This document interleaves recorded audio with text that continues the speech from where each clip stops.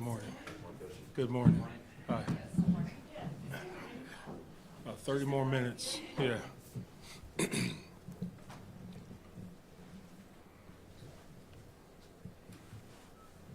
in the last couple games, you guys have cut down your number of explosive runs allowed. What's been the key for that? Just really good point of attack fundamentals, core fundamentals, good gap control.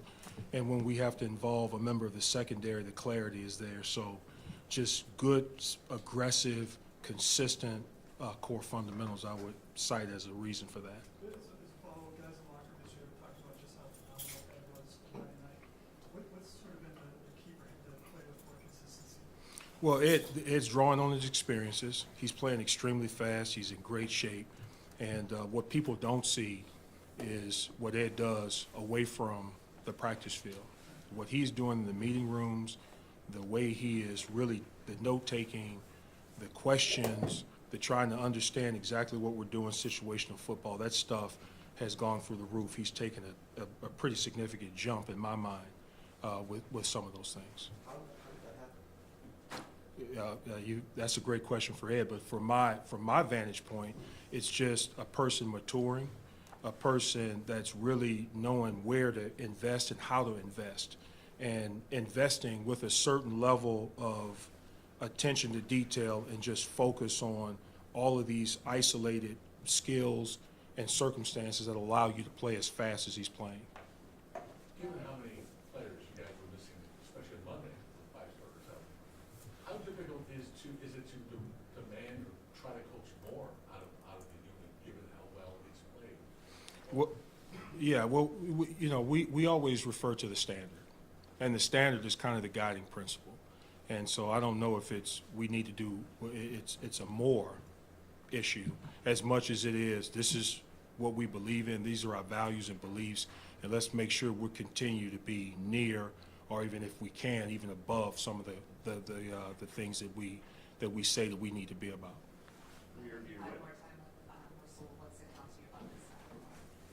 Well, every week you're seeing, why he's here and why he's been a difference maker in the National Football League. The size is out at that position at corner is a weapon in of itself. And his ability to play a tight aligned position against a receiver, to play off and to tackle, I mean, those things are, and then his knowledge of what we're doing continues to ramp up.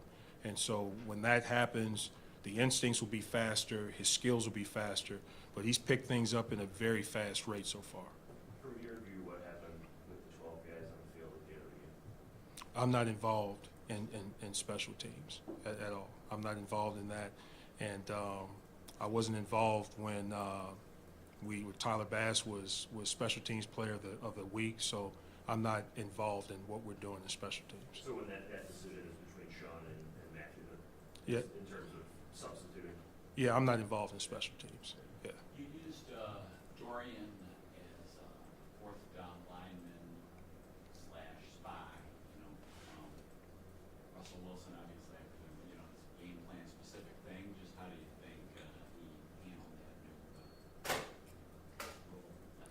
Yeah, I thought he did a nice job. And with that particular position that he was put in, there's a couple of things that we'd like to improve or tighten up relative to his position as a spy, if you will, especially when the protection declares itself and they start to take the remaining members of the offensive line out to the three active rushers. There's some things that we can do there, but for the most part, he gave us exactly what we needed, and that was speed on the field, someone who could, and also gave our other three rushers some flexibility in what they were doing.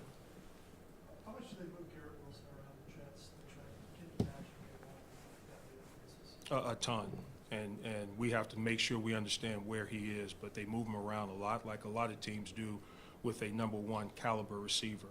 And to get him in a different situation, an attack, whatever you're trying to do from a coverage standpoint, but yeah, he's moved around a lot. Thanks, Eric.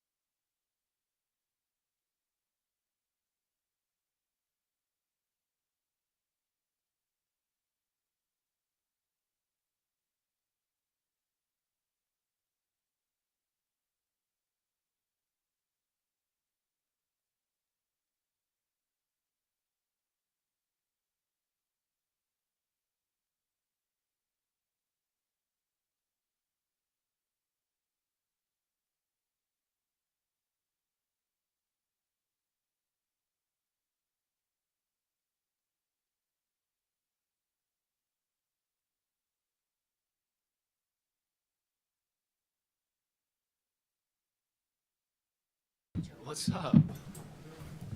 How y'all doing? Good. How you guys doing? Last time I was up here was COVID life. It was all wet. It was all Zoom. How we doing? I'm ready to rock. All right, start, Joe, could you just kind of take us through what's been, Josh alluded to, a whirlwind of a week here? Yeah, haven't had a lot of time to really process it all. Just kind of just taking it one day at a time. You know, just worrying about practice right now. It's been a short week, but you know, I'm excited for the opportunity. We got a lot of games left right here, and just finding a way to get this one. So, not really focusing on kind of the you know, everything that's kind of happening right now. Just trying to say, hey, what do we got to do for practice today, and I'll kind of think about whatever we got right after that. Joe, what was that conversation like with Sean when he said, you know, do you want to do this over the opportunity role? Like, when did that happen, and what was that conversation? Yeah, just without getting into specifics, it was just, you know, obviously not a scenario that I was looking forward to this year. You know, I feel like, you know, coach was just upfront about it and just let me know, and you know, I was all for it, and here we go. Hey, Joe, working with Ken for a year now, what was your takeaway about the way he called games that you learned, and then combined with your play calling experience? Like, I couldn't say enough good words about Ken Dorsey. Like, I'm here because of Ken Dorsey, and I love that man to death, and it was really tough on me, and it still is tough on me. You know, so I'm not here to speak about any of his play calling, whatever. You know, as the quarterback coach, you know, if results didn't happen, which they clearly didn't, you know, I'm part of the reason for that, and to blame. So, but I'm excited about you know, what we have moving forward, and the energy that our guys have, and the confidence, and it's about us being able to kind of do something with that. So, and it's not really getting specific in terms of like scheme and play calling and whatnot, but just more of us just focusing on finding ways to score points and not turn the ball over.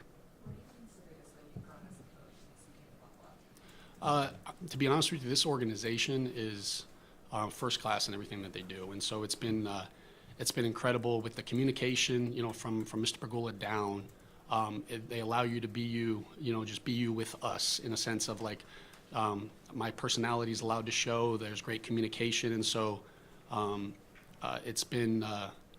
You have a lot of fun working here, and I know that it's a business and it's a job, but I enjoy coming to work because of the guys and that I get to coach, and then this room's and you know, obviously the offensive unit, but our coaching staff, and so just you grow just because you just have so much fun being able to come here, and just great communication and everything. So.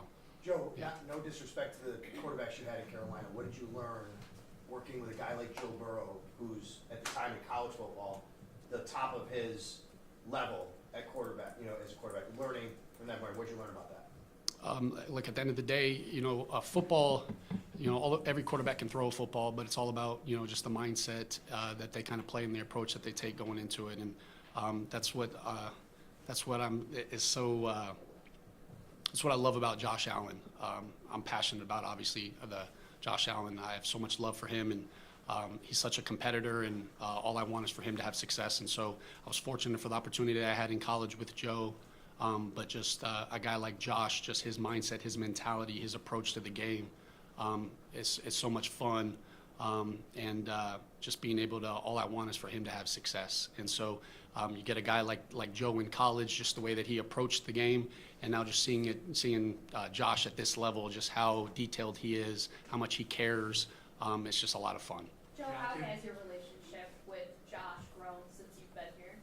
I mean, I think you just continue to get more and more comfortable. You know, I tried to be, you know, between, you know, in the past, Coach Dorsey, myself, and Josh, like we were, you know, you had to all be the same communication and all be kind of attached to the hip, right? That's part of the play caller to the QB coach to the QB, and Josh is, I believe that, you know, we're as comfortable as can be in terms of if there's something he doesn't like, he's going to communicate it, and vice versa.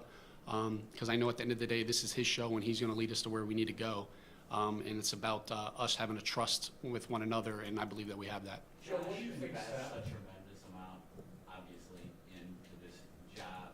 He takes it hard and personal when it doesn't go right. He's had 6 straight games with an interception. Are you concerned about his swagger, if you will, and where his head's at? Not at all. Give me Josh Allen all day, every day. I'm not worried about it. When I look in his eyes before every game, there's not a worry in my mind. And I guarantee you that's the same mindset of everybody in this locker room.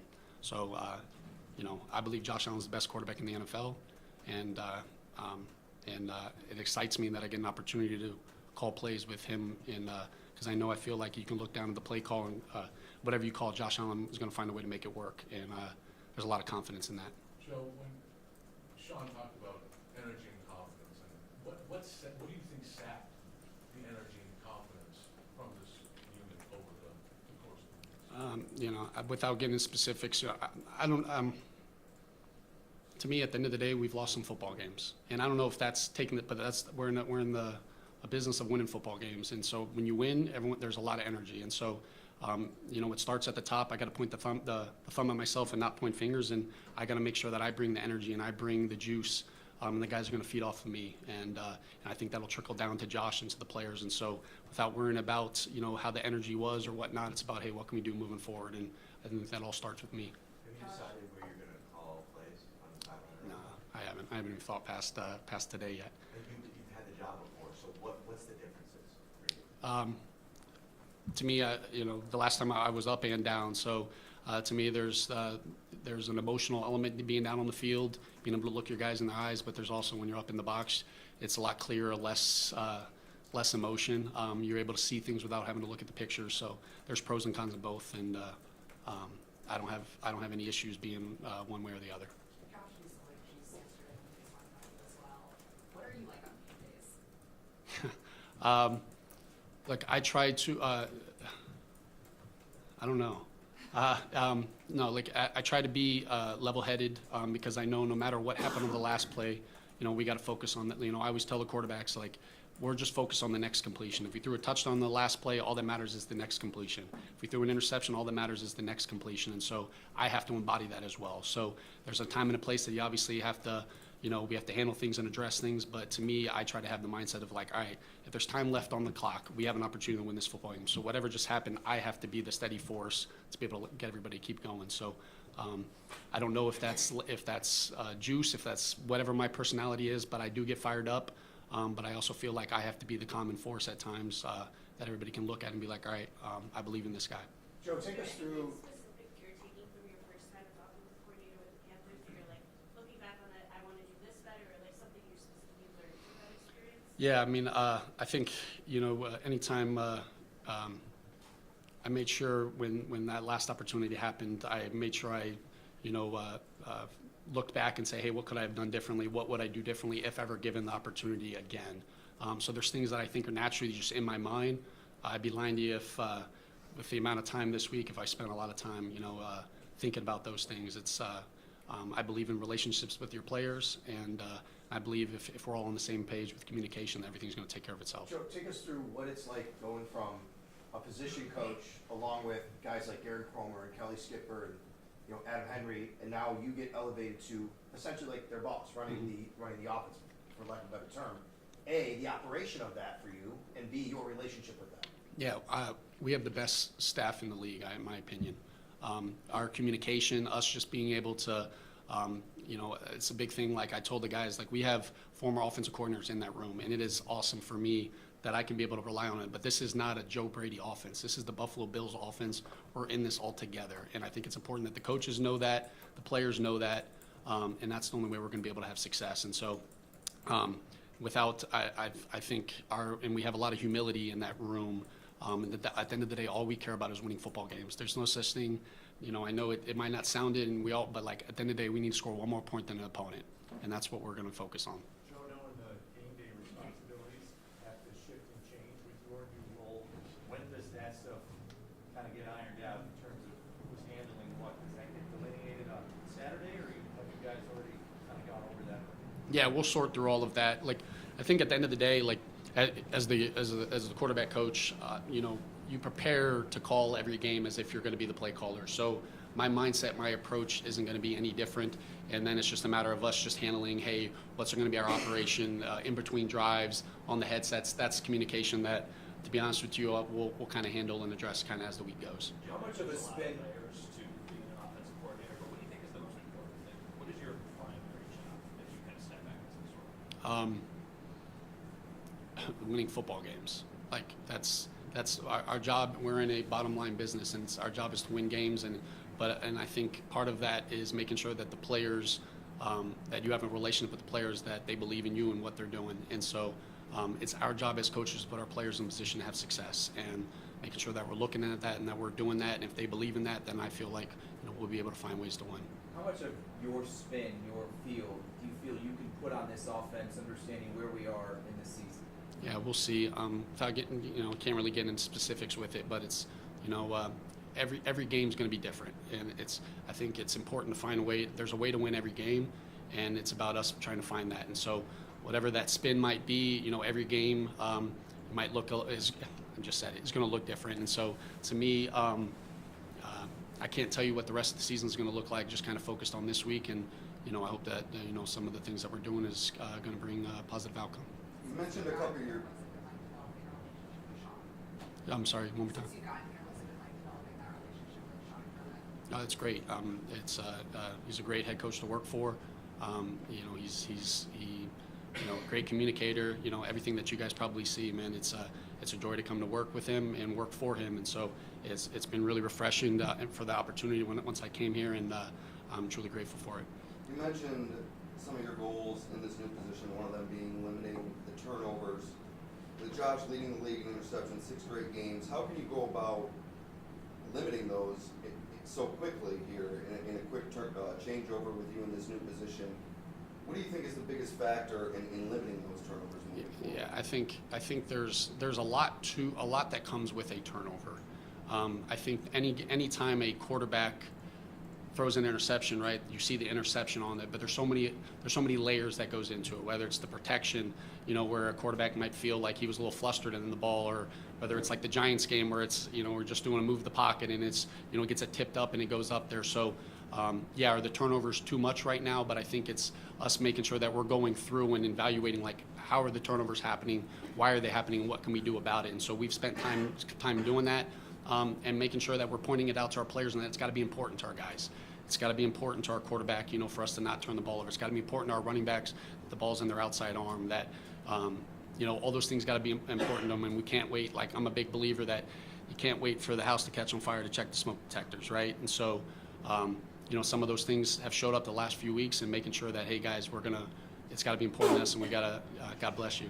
And just putting it, without getting into the specifics of exactly what to do about it, just making sure that the guys are aware of it and understand that when we don't turn the football over, we have a great opportunity to win the football game.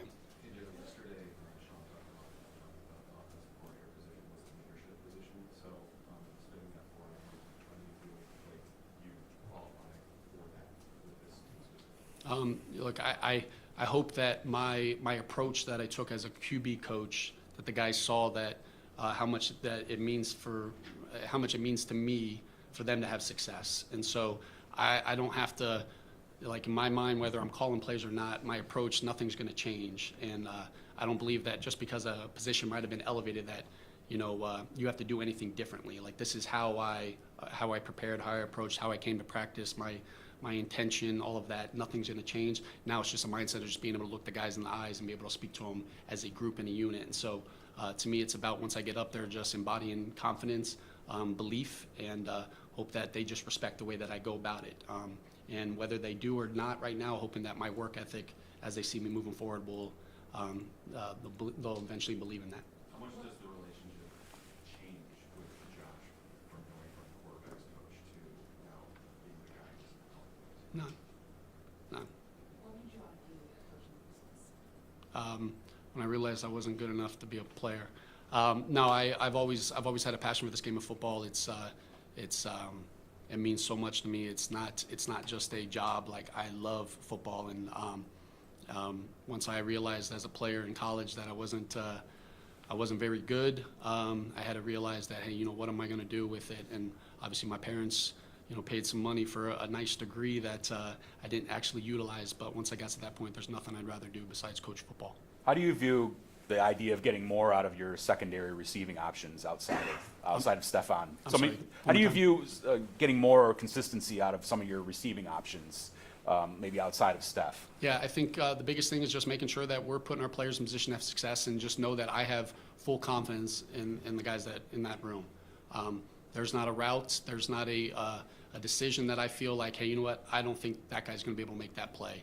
And those guys know that I believe in them, and being able to get them involved, and making sure that we're making them run routes and putting them in positions. And that's not saying that we didn't do that, but that's just making sure that reiterating to them that, hey, I believe in you guys, regardless of where the ball's going to go. I believe that you guys are going to make the play. Joe, earlier this week, the play-by-play guy for LSU was on the radio, and he was talking about your responsibilities at LSU and how you were up in the booth and were able to kind of chart plays and look ahead to what the opposing defense was doing. How do you think that has helped you as a first-time OC with the Panthers, and how will it help you now? I think anytime you're up in the box, you see everything happening. You know, like you're on the field, sometimes it's like you're trying to look at the point of attack, or you're trying to get a feel. I remember my first time in 2020, my first time on the sideline, I was just trying to figure out where do I stand to call plays. You know, it's like, hey, can you see things? Are you going to be? So when you're up in the box, you don't have to go back in the drive and say, hey, what coverage was that? You have a pulse of you're able to see where the ball's spotted right away. You don't have to wait. So there's little intricacies of that. But I think anytime, the more experience that you have calling plays, you just continue to get more and more comfortable at that.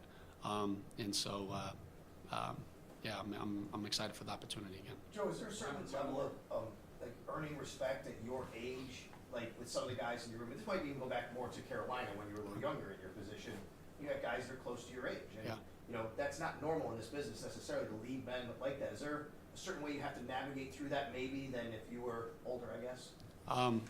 Yeah, I think at the end of the day, you just got to be yourself. You know, I believe players are going to see authenticity or not. You know, if I try to be something, if I'm a guy that's going to start yelling, but I'm not a yeller, they're going to see through that. If I try to act like I'm the smartest person in the room when I know I'm not, they're going to see right through that. And so to me, it's about them seeing my personality and knowing that, hey, this is who this guy is. I'm going to slur words. I'm going to stutter. I'm going to make mistakes, and I'm human, but hey, this is me. And I believe when people see that you're authentic and that you care and that you love for them and you want them to have success, then I believe that they're going to want to play for you. You spent a lot of time in the South. How have you acclimated to Buffalo, and just your impressions of the city and the fan base here? It's the greatest. It's the greatest. I wear shorts at every practice. You know what I mean? I'm a South Florida guy, but this city is. I love the city of Buffalo. Like, this place means a lot to me. It means a lot to my family. Like, just seeing the passion that the fans have, how much they want to win. Like, I want that, you know. And so it's fun to be here in this organization and knowing that the fans, the city, the organization, all is aligned and wants the exact same thing. And so I'm grateful for the opportunity to be able to be a part of that. I appreciate you guys.